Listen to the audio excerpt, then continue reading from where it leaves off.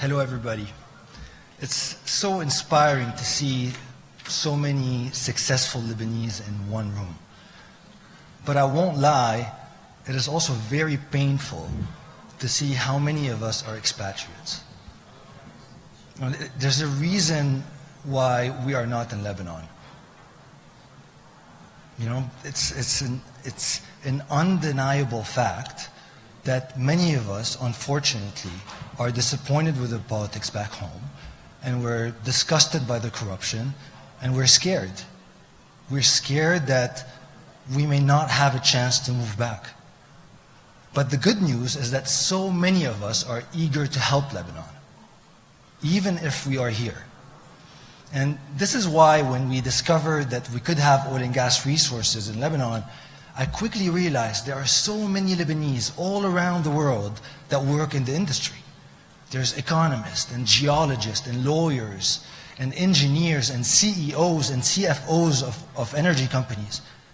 But no one bothered reaching out to them and asked them one question. They have so much expertise and so much knowledge, it's a shame not to take advantage of it. And this is why I co-founded a nonprofit with Karen Ayat and Jeremy Arbid called the Lebanese Oil and Gas Initiative, LOGI. And what we're doing is we're trying to bring together all these Lebanese energy experts from around the world. And we make sure that they're not affiliated to any traditional political party, that they don't have any personal business interest in Lebanon's oil and gas industry. And we do this in order to avoid any conflict of interest, in order to maintain our credibility, and to maintain our unbiased professionalism. And our objective is really to help Lebanon develop a healthy oil and gas industry that would benefit all citizens and avoids all the risks that comes with the oil curse. And what I wanted to discuss with you today is how can we avoid corruption in the oil and gas industry, and how can we ensure transparency? And to be clear, this is not a criticism.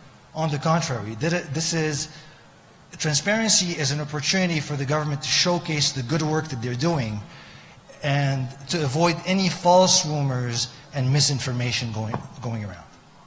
And what we've done at LOGI, we've hired an international lawyer, and we've asked them to review all the laws that Lebanon has passed in oil and gas.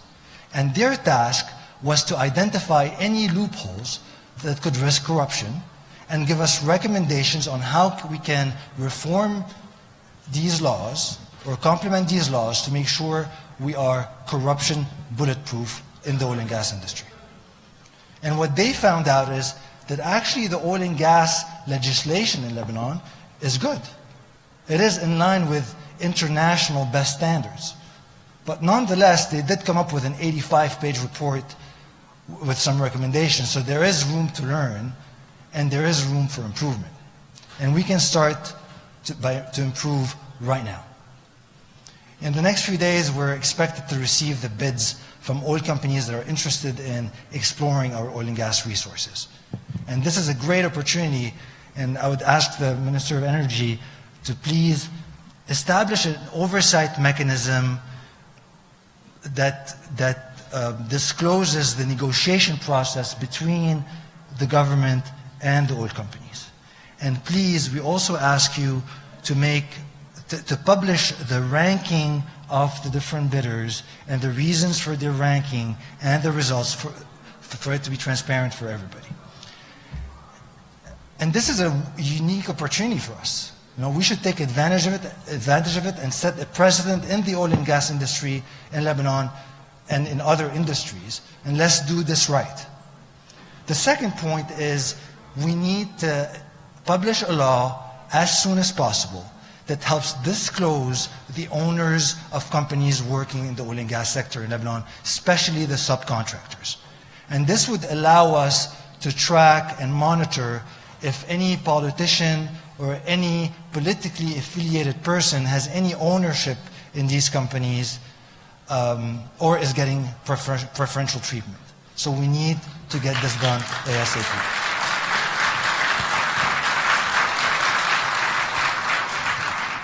The third issue is once a law is passed, it is very hard to change.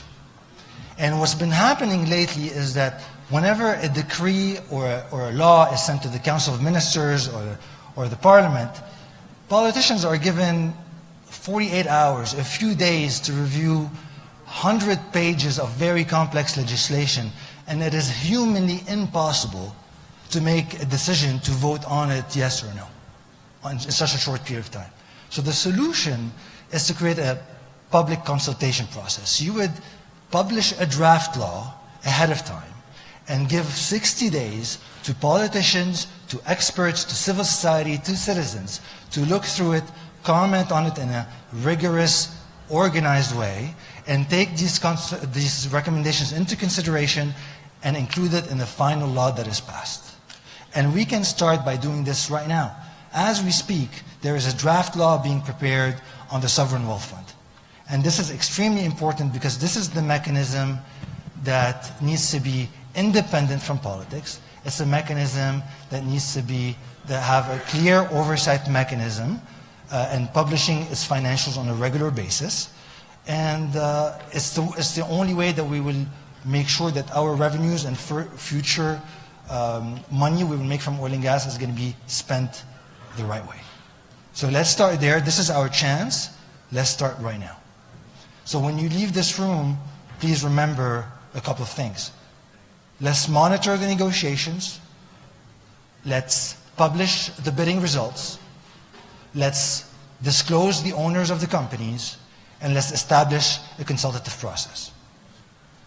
Please do remember, these oil and gas resources belong to every single Lebanese citizen. You have a role to play, and I promise you, we will monitor progress.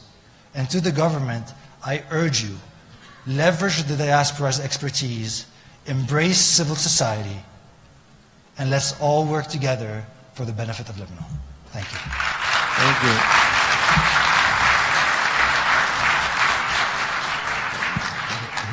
His Excellency Minister Abi Khalil will have a closing remark going around the speakers and maybe comments about the last several speakers. Yes, I have some clarifications to make.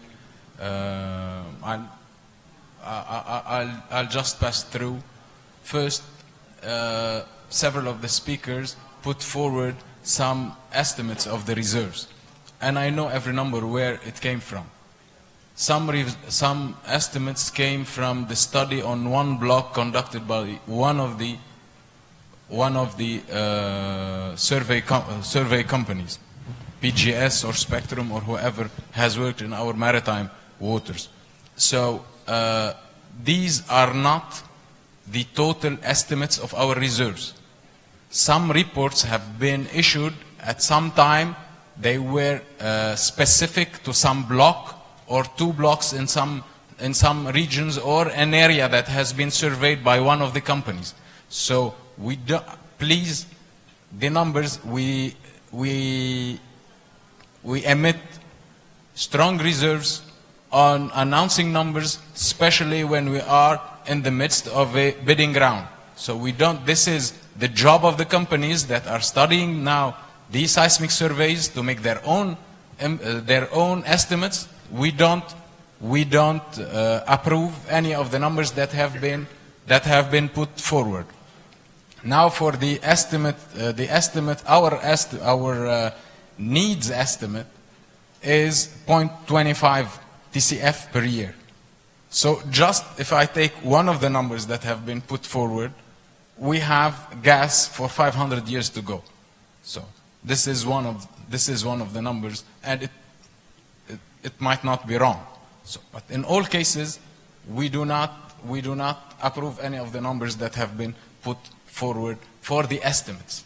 This is a tender period. We will not put forward any number that can be construed upon by any of the companies that will be bidding and that's in line with managing the expectations of the Lebanese that Mr. Faris has also addressed in his remarks.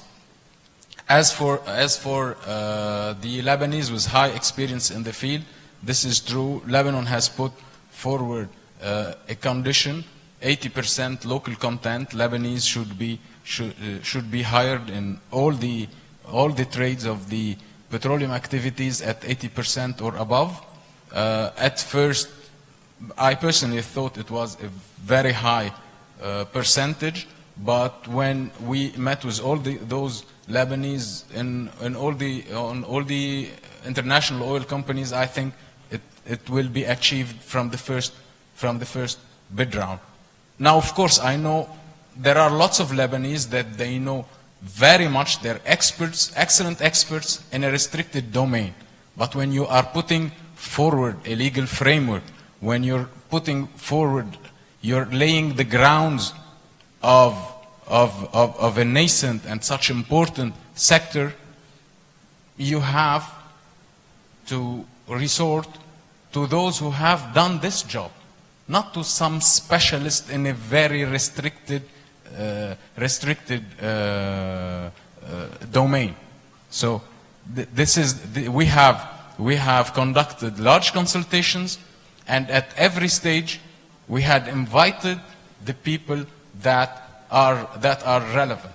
So in every stage there will be the experts that will be relevant for the stage, for the phase that will be invited. As for the transparency, I can tell you that Lebanon is the only country in the world to have announced that we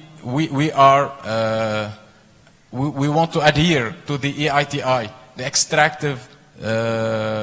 extractive industry transparency initiative.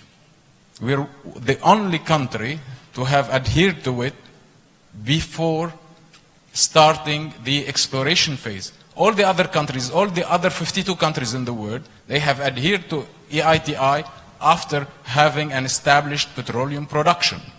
We're the only country in the world to have done that. When our legal framework was reviewed by the EITI, it was seen that it is fully compliant. Even some of the recommendations that were put forward by the EITI are set in law in Lebanon, where other countries they just abide by it as recommendations of the EITI. We have them in the law. We have a project law that is being now discussed at the Parliament, which deals with the transparency in the petroleum sector, which will cover all the recommendations and all the recommendations that have been put forth by EITI and all the clauses that were in the 27 implementation decrees for the offshore petroleum law. As for the tax law has been published since January 2014. So it isn't just 60 days. January 2014, and we are in September 2017. All the stakeholders had plenty of time to discuss it, and it has been discussed at length in Lebanon. So this is not, we have way past your 60 days maybe recommendation. Your Excellency, if he meant maybe the civil society in the consultation, not the stakeholders in the government. This is maybe something that maybe we could consider ahead of time. For the sovereign wealth fund, there is a project law that is being prepared. Whenever it will be finalized between the Ministry of Finance, the Ministry of Energy, the LPA, everyone, we will have the consultations just like we passed in all our phases. We had organized large consultation with Lebanese and international experts of the field. So as for the disclosure of the right holders, all the stakeholders, it is put forward also in the law. The petroleum registry will be it's a public announcement of anyone who will be holding any interest in our oil fields. Moreover, Article 70 of the law says that any takeover or any passage of rights in the petroleum right is to be to a qualified company and is to be approved by the Council of Ministers. So this is something that will be very public. It will be public in the petroleum register, and it will be public in the exchange of any right that will be needing the Council of Ministers approval.